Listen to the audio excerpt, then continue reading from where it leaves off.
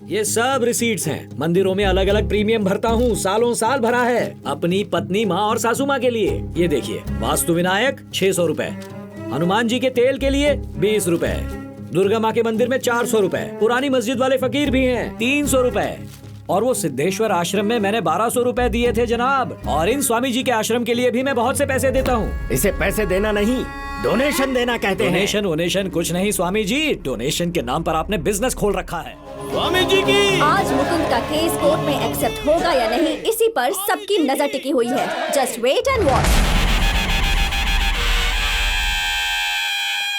मैं आपसे विनती करती हूँ, एक बार जरा फिर से सोच लो। मैंने अच्छी तरह सोच समझकर फैसला किया है। हे भगवान, मेरे पति की रक्षा करना।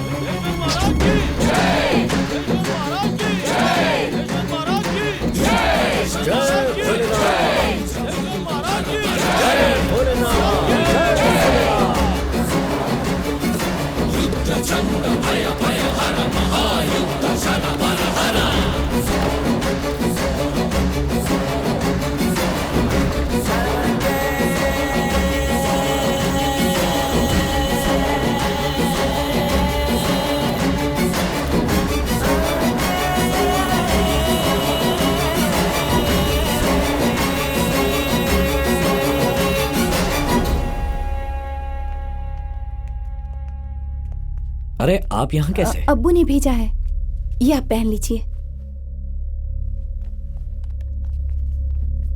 क्यों भाई, इंश्योरेंस? तुम्हारा टाइम कैसा है? रोलेक्स का? नॉनसेंस। हमारे भक्तों को भड़काने वाला मूर्ख यही है। खुद को प्रभु कहने वाला मूर्ख ये है। अरे खड़े हो जाओ गुरुजी।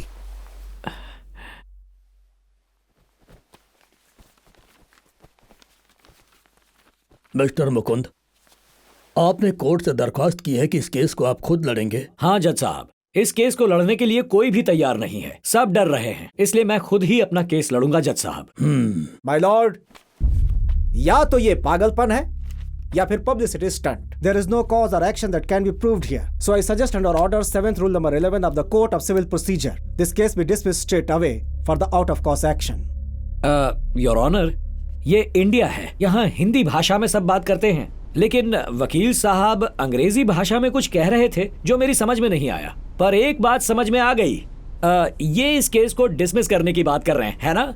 करेक्ट। मैं भी यही चाहता हूँ जज साहब। ये सब कोर्ट, ऑफेंस, डिफेंस, मैं ये सब झंझट में नहीं पड़ना चाहता। ऊपर वाला है या नहीं है, एक है या चार हैं, मुझे इस झंझट में नहीं पड़ना। लेकिन वो इंश्योरेंस कंपनी वाला कह रहा है कि भगवान है, जो भी होता है सब भगवान करता है, उसे एक्ट ऑफ गॉड कहता है। तो ऊपर वाले ने मेरा नुकसान किया है, वो आकर मेरा नुकसान भर दे, बस केस खत्म। भगवान तुम्हारे समक्ष कैसे आएगा, मूर्ख कहीं का। स्वामी जी प्लीज, आपको जो कुछ भी कहना है विटनेस बॉक्स में आकर कहिए। कोर्ट की मर्यादा भंग मत कीजिए। This is contempt of court.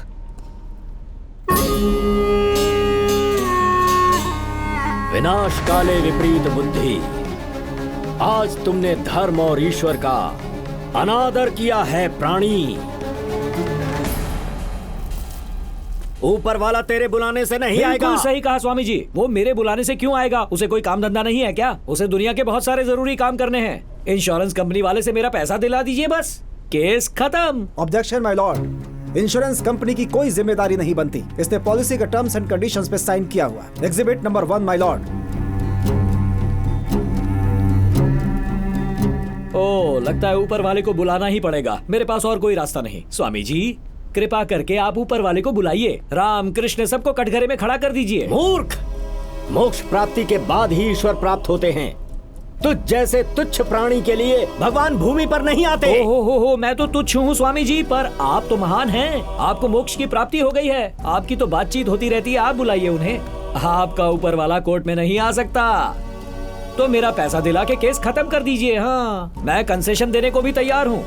Objection your lordship, ऊपर वाले की सेवा को ये बिजनेस बता रहे हैं। हाँ भाई साहब, ये बिजनेस ही तो है, पक्का बिजनेस है। आप किसी भी मंदिर में जाइए तो चप्पल रखने से बिजनेस की शुरुआत होती है। टोकन लेने के पैसे, लाइन में खड़े होने के पैसे, वीआईपी दर्शन के पैसे, फोटो के भी पैसे, पूजा, आरती, अभिषेक, प्रसाद, सब के पैसे देने पड़ते हैं और सबका रेट पहले से ही फिक्स है। कैंडल जलाने के पैसे, चादर चढ़ाने के पैसे, ये सेवा वो सेवा, सबके लिए पैसे देने पड़ते हैं। देखिए ये लोग यही सेवा तो करते हैं। महीने के महीने इन्हें सैलरी भी देनी पड़ती है, फिक्स्ड सैलरी, किसी की ज्यादा किसी की कम, इतना ही फर्क है। और इनकम टैक्स बेनिफिट भी मिलता है। और तो और माय लॉर्ड, इस बिजनेस में कोई रिसेशन नहीं है। और अगर कहीं रिसेशन आ भी गया तो जिन्हें तकलीफ होगी वो भागकर सीधे इनके पास ही जाएंगे। बेचारों के पास और कोई चारा भी तो नहीं। सेवा का इससे अच्छा धंधा और कोई हो ही नहीं सकता। I object to this, my lord. कैसी ओछी बातें कर रहे हैं, आस्था का धंधा कर रहे हैं। ऐसे बेतुके लॉजिक से इनसे आप पैसे वसूल करेंगे?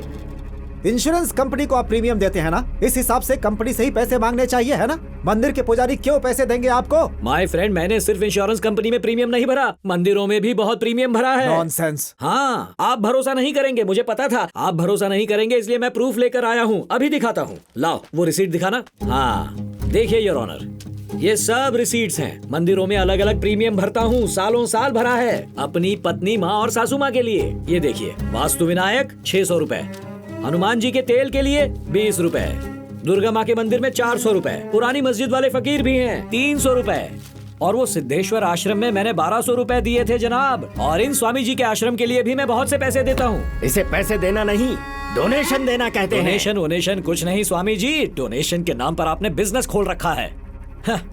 योर ऑनर, मेरी सासू माँ की तबीयत ठीक नहीं थी, हमने 2000 रुपए इनके आश्रम में दिए थे, पर वो ठीक नहीं हुई। आखिर में हो गई, पर इनसे 1 रुपया भी रिफंड नहीं मिला मुझे। ये देखिए योर ऑनर, मस्जिद के लिए चंदा, दरगाह के लिए चादर, चर्च के लिए कैंडल, फकीर की झोली, बाबा की अगरबत्ती, माँ की चुंदड़ी, ऐसे लाखों रुपए मैंने अलग अलग तरीकों से भगवान को प्रीमियम के तौर पर दिए हैं, पर आज तक उसका कोई रिटर्न नहीं मिला। बस कर, चुप हो जा। मूर्ख प्राणी, जिसे तू दुकान कह रहा है उसे देवस्थान कहते हैं, मंदिर कहते हैं। अपने घर की शांति और परिवार की सुरक्षा के लिए लोग स्वेच्छा से दान देते हैं। हम भी परिवार के साथ पूजा करने मंदिर जाते हैं, तमाशा करने नहीं जाते स्वामी जी। लेकिन आपके भगवान ने मेरी दुकान में आकर मेरी पूरी शांति खत्म कर दी। उस ऊपर वाले ने ही हमें बर्बाद किया है, तो वो ऊपर वाला ही हमें पैसे देगा। मिस्टर मुकुंद, आपका नुकसान ऊपर वाले ने किया है ना, तो उन्हीं से पैसे मांगो। इन लोगों को क्यों परेशान कर रहे हैं आप? वकील साहब, आप अपने मोबाइल में कौन सा सिम कार्ड यूज करते हो? जियो। आपके फोन में नेटवर्क का कोई भी प्रॉब्लम हुआ तो आप सर्विस सेंटर में कॉल करेंगे या सीधे मालिक को कॉल करके बताएंगे कि मेरे सिम का प्रॉब्लम हो गया है? साइलेंस। क्या कहना चाहते हो? ये पंडित, फादर, मौलवी यहाँ भगवान के कस्टमर केयर चला रहे हैं? अरे नहीं नहीं नहीं नहीं, ऑफिसर्स नहीं साहब, ऑफिसर्स नहीं। अरे इन्हें ऑफिसर्स मत कहिए, ये लोग बहुत ऊपर हैं। अगर आप इनकी शक्ल देखें तो ये सेल्समैन जैसे दिखते हैं। ये ऊपर वाले के कलेक्शन एजेंट्स हैं सर। इन्होंने ऊपर वाले की फ्रेंचाइजी लेकर रखी है। हिंदी में हम इन्हें दलाल कहते हैं, ब्रोकर्स। न्यायाधीश जी, ये मनुष्य अनिश्वरवादी है, बहुत बड़ा अज्ञानी है, अधम और अधर्मी भी है। हम साधु सन्यासी इसके पाप क्षमा कर देंगे, परंतु इसने जो उद्दंड किया है उसके लिए इसे ऊपर वाला दंड अवश्य देगा। बेटा, ईश्वर के विरुद्ध दुष्प्रचार किया है तुमने, इसलिए तुम्हारे घर की शांति भंग हो जाएगी। माते, आप मुझ पर रहम कर रही हैं या विश्व रूप धारण करके आप मुझे धमकी दे रही, ये पता नहीं चल रहा। आप बस मुझे मेरे पैसे दिलवा दीजिए, ये केस यहीं खत्म हो जाएगा। माय लॉर्ड, काफी तमाशा हो गया। एविडेंस के नाम पे ये रिसीट्स हैं, उससे ये क्या प्रूव करेंगे? मेरे क्लाइंट और भगवान के बीच कोई लीगल एग्रीमेंट साइन नहीं हुआ है। इनके दलील बेमानी है और बचकानी है माय लॉर्ड। एक छोटी चिल्लर सी बात के लिए भगवान पर केस कर दिया है। ये चिल्लर की बात है, ये छोटी सी बात है योर ऑनर, ये कोई छोटी बात नहीं है। बचपन में मेरे पिताजी गुजर गए थे, तब भी आंखों से एक आंसू तक नहीं बहा, क्योंकि जीवन जीने के लिए मेरे पास एक दुकान थी। अब वो भी चली गई। पिताजी के जाने से ज्यादा मुझे दुकान जाने का दुख है माय लॉर्ड, क्योंकि वो दुकान ही मेरा सब कुछ थी। मेरा घर, परिवार, बीवी, बच्चे सब इस दुकान पे ही पलते थे। एक एक पैसा जोड़कर मैंने ये दुकान खड़ी की थी।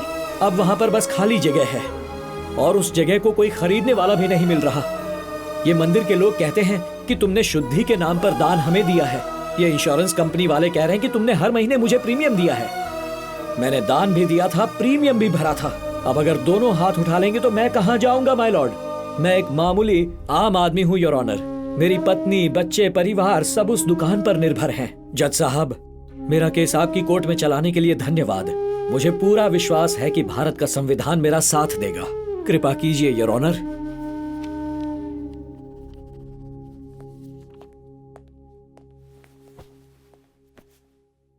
एक साधारण व्यापारी के लिए 1 करोड़ बड़ी रकम है, खासकर जब उस पर परिवार की जिम्मेदारी हो। इसलिए ये कोर्ट मुकुंद का ये मुकदमा स्वीकार करती है। सभी सबूतों के साथ और अपनी दलीलों के द्वारा मुकुंद को यह सिद्ध करना होगा। फिर उसके बाद ये अदालत ये फैसला करेगी कि ये क्लेम मिलेगा या नहीं, और इस बात का भी फैसला हो जाएगा कि मुकुंद को इंश्योरेंस कंपनी वाले पैसे देंगे या धर्मस्थलों के प्रमुख। The court is adjourn for the day.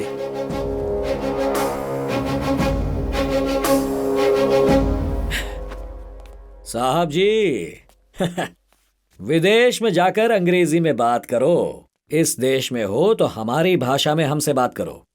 बस 26 अक्षर दूसरों के सीख लिए तो आपको बहुत जानकारी मिल गई। हाँ, ये तो कोई बात नहीं हुई।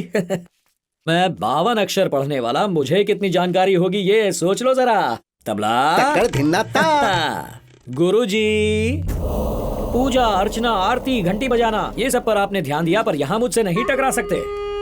मैं उस ऊपर वाले से अपने दम पर लड़ूंगा, और अब मैं तुम सबके सामने जीत कर दिखाऊंगा, नहीं तो मेरा नाम मुकुंद नहीं।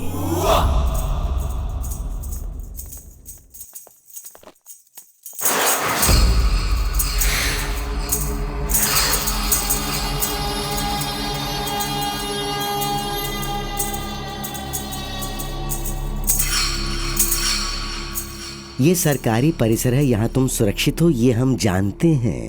बिना विघ्न तुम यहाँ से निकल पाओगे, पर जाने के बाद इन भक्तों से कैसे बचोगे?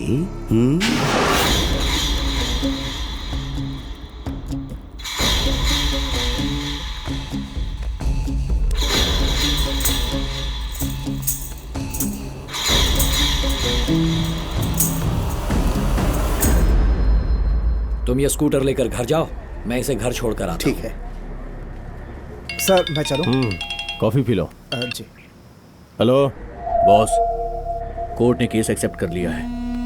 अपने आदमी तैयार हैं? जी बॉस। होशियारी से ठीक है। उस मुकुंद को मोक्ष दे दो। जी बॉस।